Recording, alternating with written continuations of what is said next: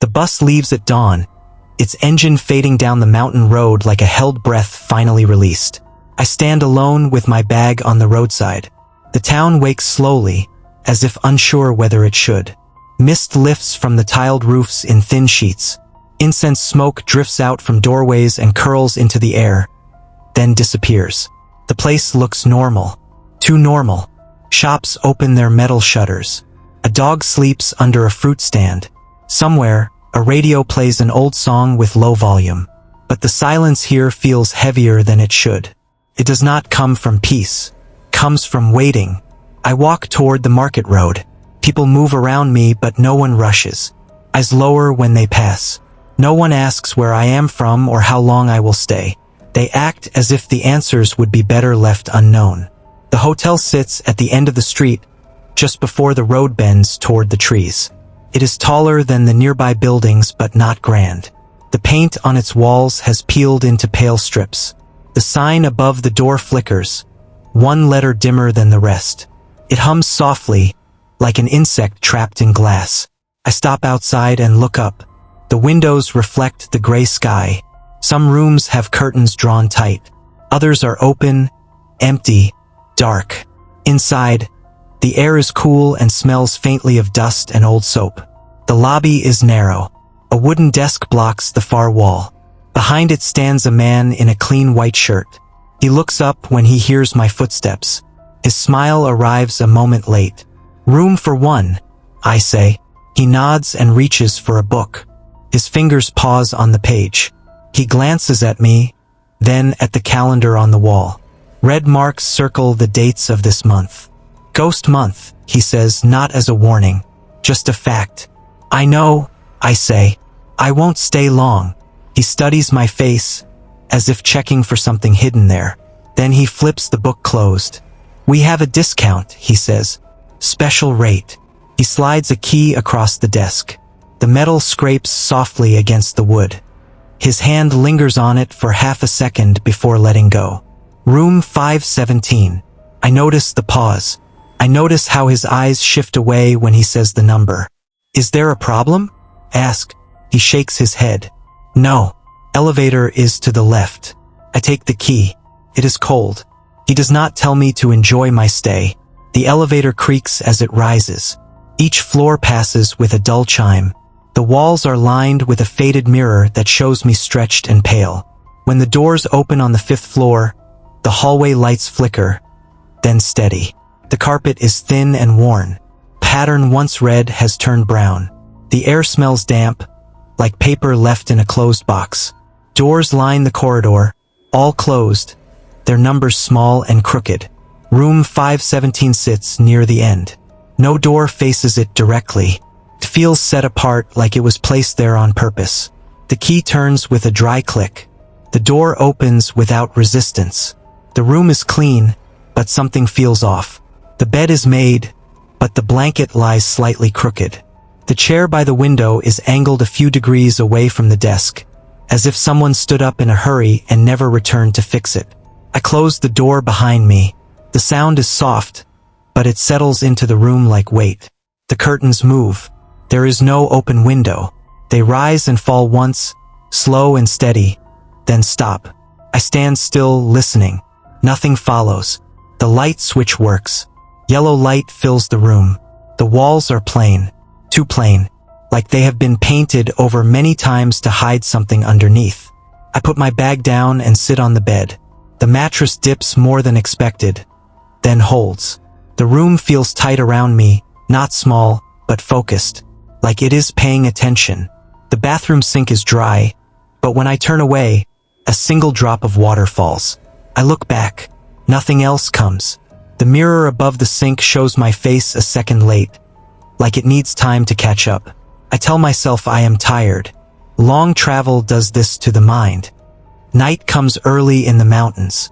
By 8, the street outside has gone quiet. The sign outside flickers on and off, its light slipping through the curtains in uneven lines. I turn it off by pulling the curtains closed. The room darkens.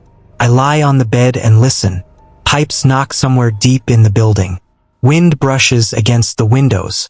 The sounds are normal, but they do not settle me. At midnight, I hear footsteps. They come from the far end of the hallway.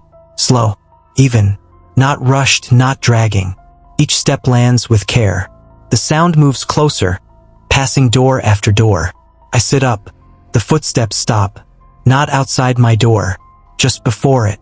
Silence fills the space they leave behind. Thick and pressed. I hold my breath. The doorknob does not turn. No knock comes. After a long moment, the footsteps begin again, moving away, steady as before. I check the time. 12:03. Sleep does not come easily after that. When it does, it is thin and broken. I dream of standing in the hallway, knocking on doors that never open. My hand hurts from the effort, but I keep knocking anyway.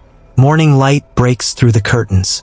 The room looks the same as before, but the air feels lighter, as if something has stepped back.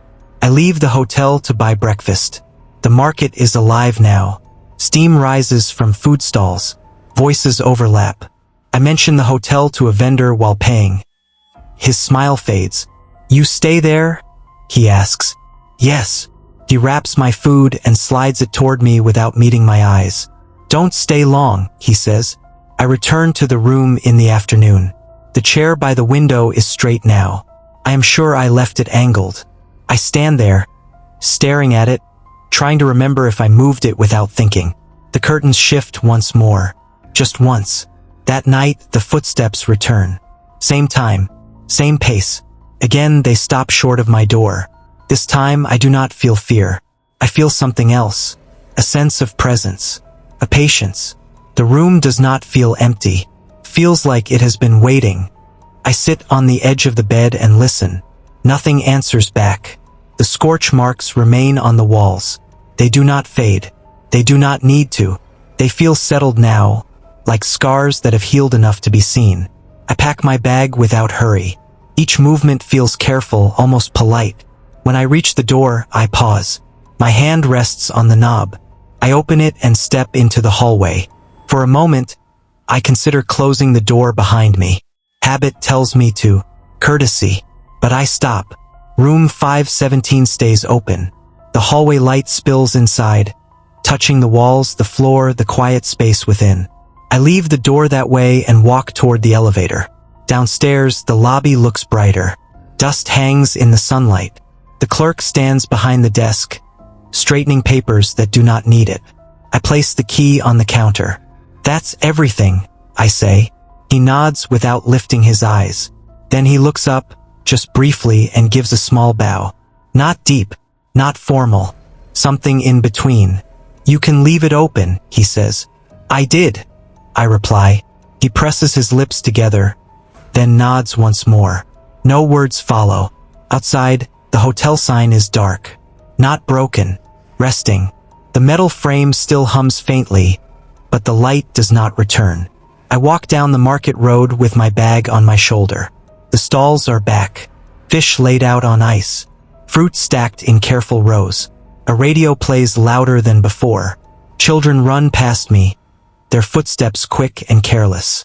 At the tea stall, the old shopkeeper pours without being asked. His hands shake less today. "You're leaving," he says. "Yes." He slides the cup toward me. "It's quiet now." I nod. "It is." He hesitates, then asks, "The room?" "It's open," I say. He looks toward the end of the street. His face softens. "That's good." Morning light fills the room before I wake. It slips through the curtains in thin lines and rests on the floor, pale and quiet. For a moment, everything feels normal. The chair is still by the window. The bed holds the shape of my body. No sound comes from the hallway. Then I notice the mirror. I stand up and face it. My reflection moves a heartbeat late. When I lift my hand, the image follows, but not at the same time.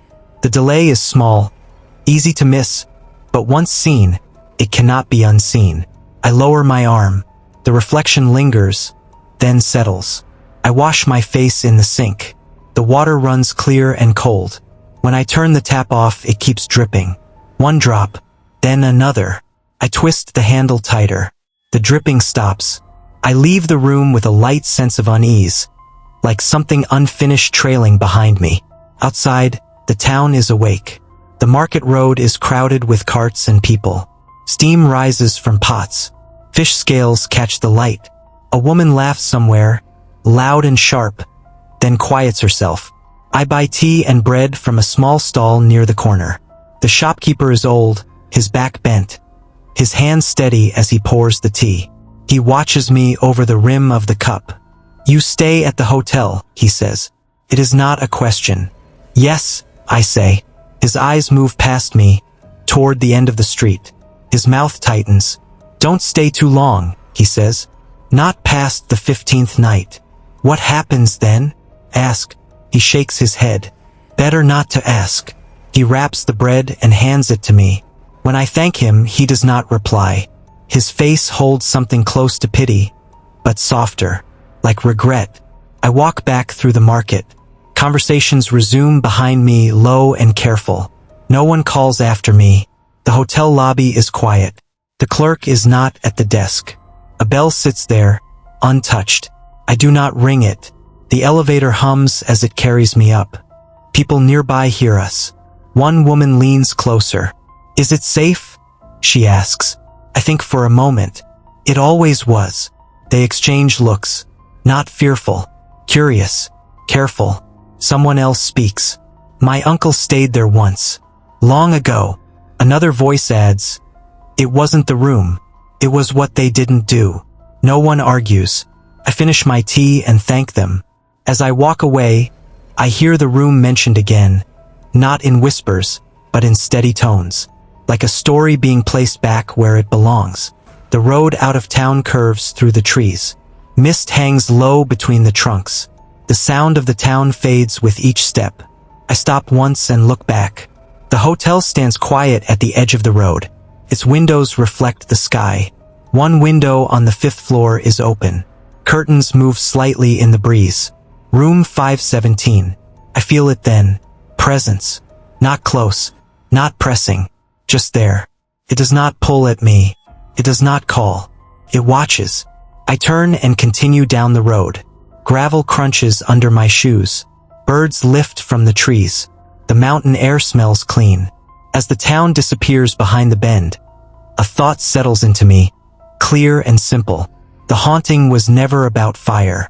It was about silence, about doors left closed, about waiting for someone else to act, about choosing comfort over courage.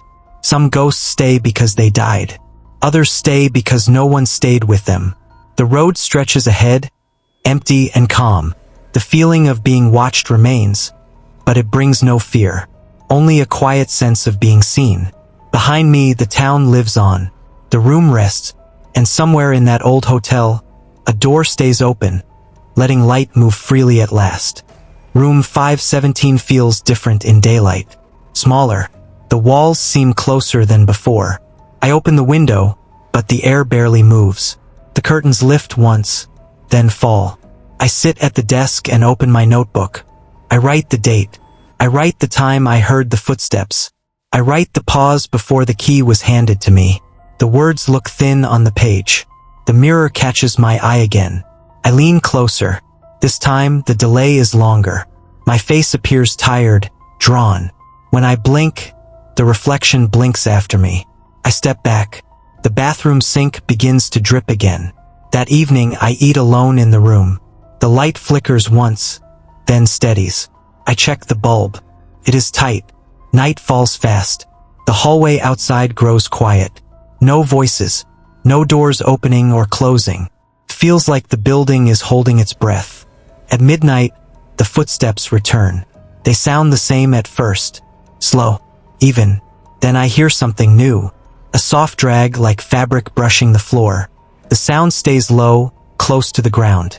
The footsteps stop before my door. The dragging sound stops too. I reach for my phone and press record. My hand shakes slightly. The silence stretches. Then the sounds begin again, moving away. I stop the recording and play it back. Nothing. No footsteps. No dragging. Only a faint hiss, like empty air. I listen again, turning the volume all the way up. Still nothing. Sleep does not come easily. When it does, it slips away just as fast. I dream of the hallway, The lights are dim. The carpet is darker than it should be. I walk barefoot, my steps silent. Doors line the walls, all closed. I knock on the first one.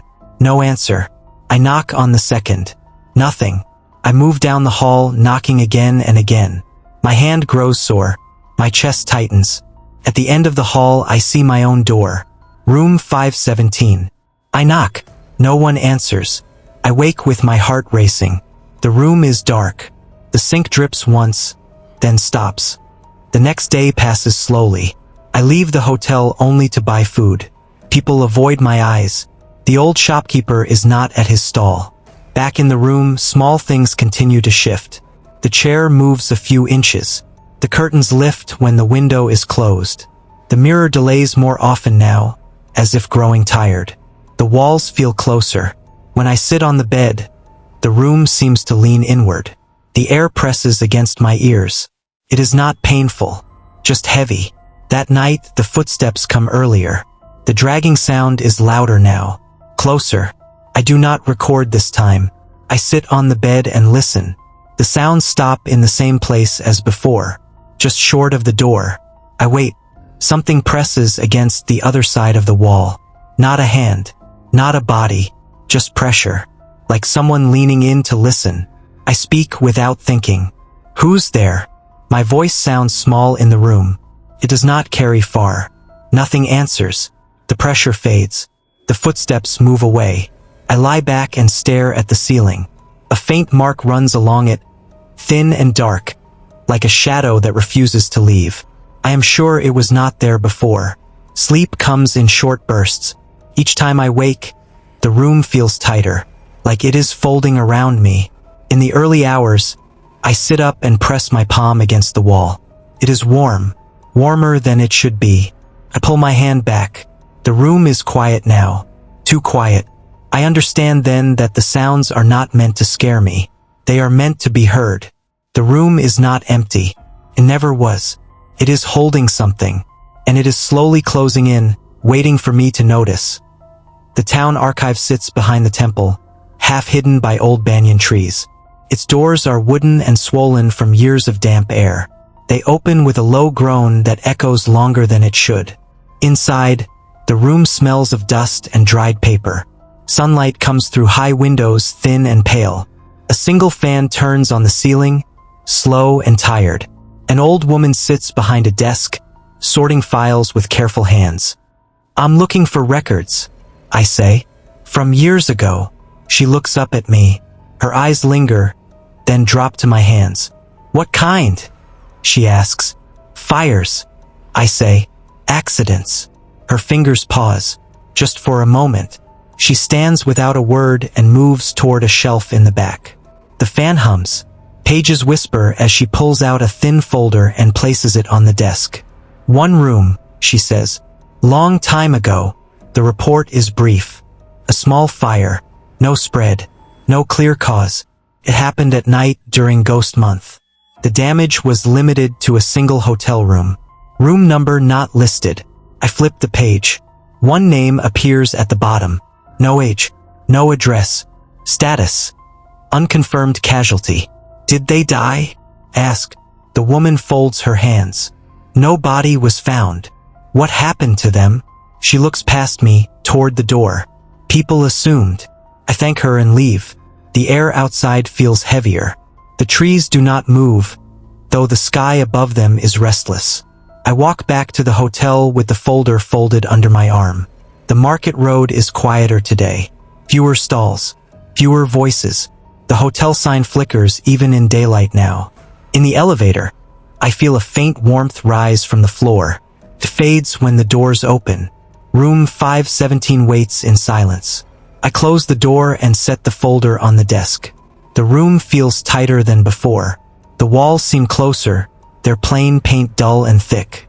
I move closer to the window. The light catches something uneven near the frame. A faint line beneath the paint. I touch it with my fingernail. The paint flakes away, soft and dry. Darkness shows through. A burn mark. I scrape a little more. The shape is clear now. Blackened wood, sealed under layers of white. Careful work. Too careful. My chest tightens. More marks appear near the ceiling, near the door. Small scars, hidden but present. The room has been dressed to forget. The air grows warm, not from the sun, from inside the walls. That night, the heat stays even after I turn the fan on. The air smells sharp, like old paper left too close to flame, like ash. I sit on the bed, breathing slow. The mirror shows me late again, my face pale and still. The footsteps do not come. Instead, the room fills with a low hum, not sound, pressure. The walls seem to breathe. The window darkens. A shape stands near it. At first, I think it is shadow. Then it moves. The figure is thin. Its edges blur as if unfinished. Faces the window back toward me. No face. No clear form. Just a presence shaped like a person who stopped halfway through leaving. Cannot speak. The heat thickens. Smoke curls through the room. Faint but real. My throat burns. The figure does not turn. Images rush into my mind. A hallway filled with smoke. Doors close tight. Knocking. Loud at first. Then weak. A phone ringing. Ringing. No answer. Hands pounding on wood. A voice calling out. Hoarse. Afraid. The fire is small. Contained. Survivable. Time passes. The knocking slows. No one comes. I fall to my knees, gasping. Tears burn my eyes, though I do not know whose they are.